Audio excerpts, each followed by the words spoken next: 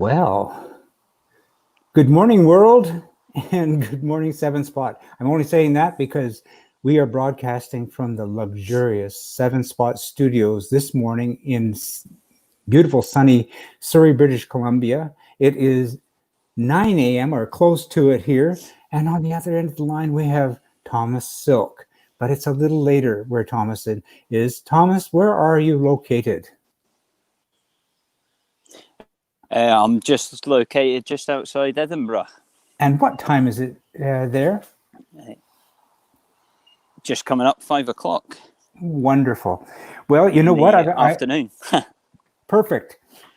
This is a great pleasure for me because, as I was saying to you just before we went live, I do all my program notes by exercising my vicarious existence and surf different people's web pages so I can find interesting stories to tell. And your Facebook page just jumped out at me. You're there in a wonderful pirate's costume, and your Westfield is right behind you. I couldn't say no. I had to reach out. But you are a man of many hats. You are you as I can see, you studied electrical engineering. You've got this wonderful Westfield, and you lived in Edinburgh. I'm going to get out of the picture now, but I'm going to ask you to swing your camera around, and perhaps you can tell us, show us your Westfield, and tell us why 7 and why Westfield. Does that work for you? Yeah, it sounds perfect. Let's go for it. All right. You're on. It's your thing. Do what you want to do. Perfect. Well, this is my Westfield. It's a Spoke 2000. It was built in 2003 by an engineer who I don't know because I bought the car off. I think it was the fourth person to own it. It's got a Vauxhall red top 2-litre engine. It's an XEIW, being independent rear suspension. Oh, that's nice. And the whole reason that I got a Westfield or a 7 shaped car altogether was I was working. I got a job when I took the job over in Holland in a bank account. Obviously, working in Holland, they provided me a car in Holland, and I was only flying back and forth to Edinburgh. Yes. So I didn't need a car back home in Scotland. So that went on for about, I'm going to say, 3 months. And after 3 months of coming home and driving my girlfriend's Vauxhall Corsa, yes. I'm not sure if you get Vauxhall Corsas or Opel Corsas in America or Canada. No, but I know the vehicle.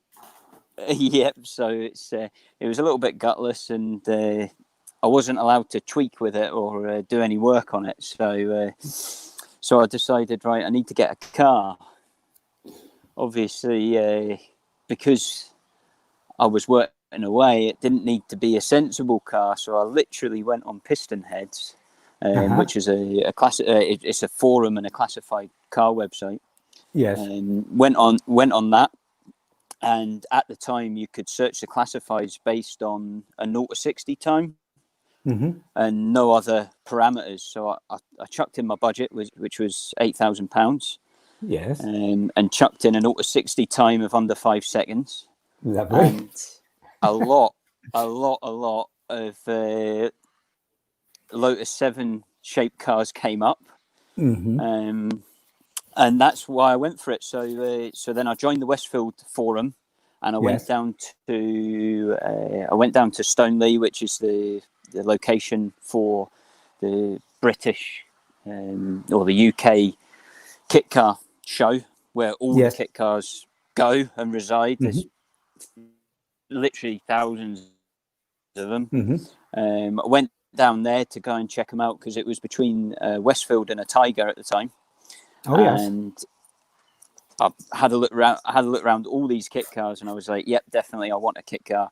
And after I'd looked at the build quality of the Westfields and that, I chose the Westfield, and I started my search for this thing,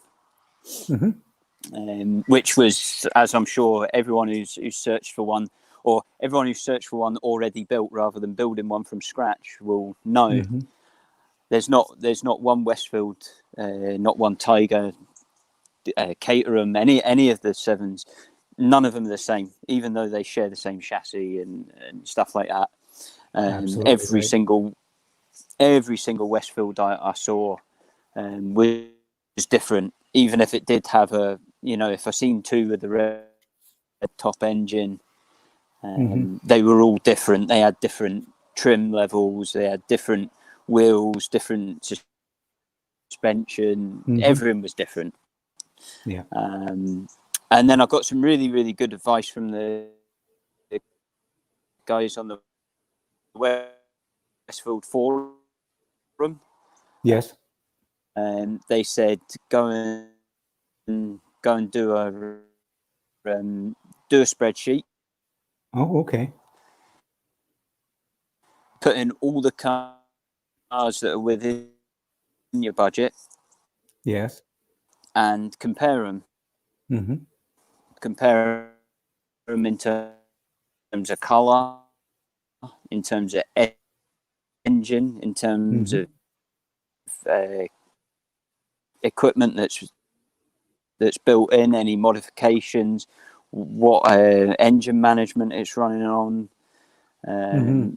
Just basically compare them, because what they said is you'll never find a perfect one. You'll never find that individual throttle bodies, etc., etc. So I did that, and then I fell in love with this one and made an arse it, because this one didn't have a strong engine when I bought it. So it didn't have a strong engine. You did. And the guy drove me about 10 miles, drove me all the way out of no, sorry. This was one of the ones I tried before I bought this one. Oh, okay, I got it. Yeah. It was a Hayabusa engine one. Guy picked me up at a train station. I drove. He drove it to a town, and he threw me the keys. I was stopped at the town, threw me the keys, and I said, "No, it's all right. You can drive it back." I'm going to kill myself in a Hayabusa engine Westfield, so I I didn't bother with the Hayabusa one. He wanted a Z-Tech one because all my family are Ford, but when I got the opportunity, they all love Ford. So as soon as I bought a Vauxhall engine car, I was shunned. Yes, but I love the idea of. And the car was immaculate. It was in great condition. The guy had actually moved to Australia, I believe, from memory. It was either Australia or New Zealand, and obviously he wasn't using the car, and he needed a bit of money, so he needed to move it on. But because it had sat in his garage for 2 years while he'd been away, obviously the carbs were all gunked up and stuff like that. It just been sitting for 2 years. When I went to see the car, it didn't start, and I was gutted because I looked around the car, I fell in love with the car. It was everything that I've been looking for except for the engine. And I came away and I was a bit gutted, but I actually decided, do you know what, I'm gonna throw in a lowball offer. I'm sure I can get the engine running. And I did that, and it turned out it was only a battery that was needing, and the guy threw a battery on it, and that was it. I went and picked it up. Oh, lovely. Well, it's a gorgeous looking. It looks great. Can I ask you a question? So when I got, I was going to ask you those headlamps that are on there. Were they stock to the car, or did you add them? No, I added them. So the stock headlights, obviously, they're just standard. I think they came from like a Defender, I love almost those. like those. But these were just these were just E-marked LED style headlights from eBay. I think I bought them. Wow. But they just fit into the standard pods, so they look great. Yeah, really pleased with them. Like, really like the halo that they give off when you just put the side lights on. And at night you can actually see.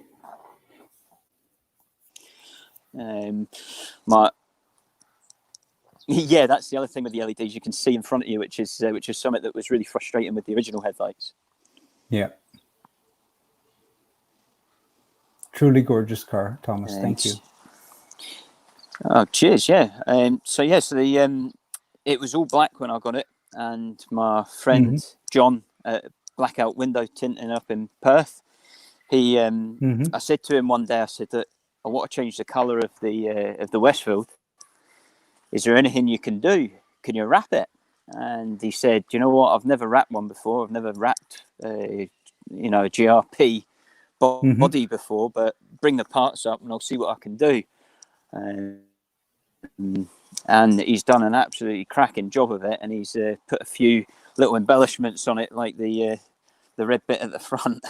Nice lipstick. Yeah, that's what everyone calls it, is the lipstick.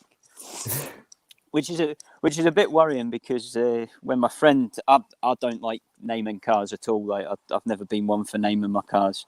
But one of my friends, Lizzie, asked me, "What's the car's name?" And because I'm not a big fan of naming cars or anything, I just came out with a silly answer of Steve. It's called Steve. That's it. Which then when I got it wrapped and got the lipstick added, it felt a bit silly, because it's a bit like a cross-dressing Steve now, you know. Oh well, each their own. It's gorgeous. Does the wrap go underneath the door as well? No. So obviously, it kind of does go underneath the door. It goes right up to the edge of the scuttle. Yeah, I get it. Yeah. So the full scuttle's been done silver, and then it was, to be fair, it was the pictures of the I think they call it a Sport 250, which uses the new Focus ST engine. The promotional video, or the promotional pictures of that, showed a half and half color car, and that's where I got the idea from. And then, like I say, John managed to execute it perfectly. It looks great, truly magnificent. And you do drive it a lot. I can see that. Here we are all in pandemic lockdown, or have been for a while. But as soon as you had the restrictions lifted, I can see from your page you've gotten out there and got some mud on your car, just like I like to do. Yeah, like, that's what it's there to be used. It's no show queen, this one. Like, she's gets rattled about the B roads of Scotland. Perfect. Well, Thomas, I wanted to say thank you. I mean, on the spot, I just sent you a text saying, "Would you do it?" And you said, "Right on." And I guess it's because the entertainment side of you're not ashamed to be in front of the camera or in front of a crowd. But we got to say thank you. Your vehicle looks great. Do you mind if I ask you, could you wander over and give us a shot of two things, the cockpit, and then show us your arse, if you don't mind? Yeah, of course. Yeah, no problem. So the cockpit, I'm really pleased with. That's I've done quite a lot of work on the cockpit. I retrimmed it all myself. Perfect. I don't know whether you can see it. So I cut a bit of aluminium to the size, because the most frustrating thing I find with the Westfield is you basically have to take everything out of the dash to get to a clock or anything like that. So I made this kind of center console piece that will come out of the dash, so you don't have to, if I've got a problem, which I'm sure many of us have, with things like fuel gauges that don't read right, switches that go a bit wrong and things like that. So I made this up and set it into the recently trimmed dashboard. That's brilliant. Yeah, I mean, that's the electrical engineer in you coming out. That's And it. That's it. yeah, it looks right and proper. That's beautiful. And Yep. show us how your wonderful Westie looks from behind. I've always loved the Westie from that. Yep. So that's her at the back. That's it. Yeah, it's a beautiful looking car, Thomas. Thank you so very much. No, it's my pleasure. Yeah. Well, you know what I'm going to Pleasure. do? I'm going to bring the two of us back into the picture because it's now, let's see, we've been on for 15 minutes.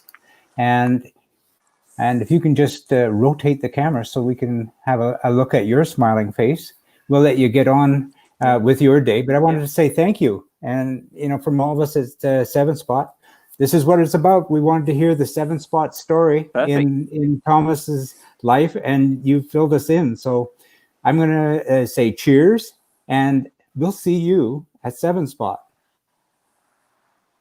Thank you very much. All right. Cheers for now. Thank you very much. All right. Bye. Cheers. Bye-bye.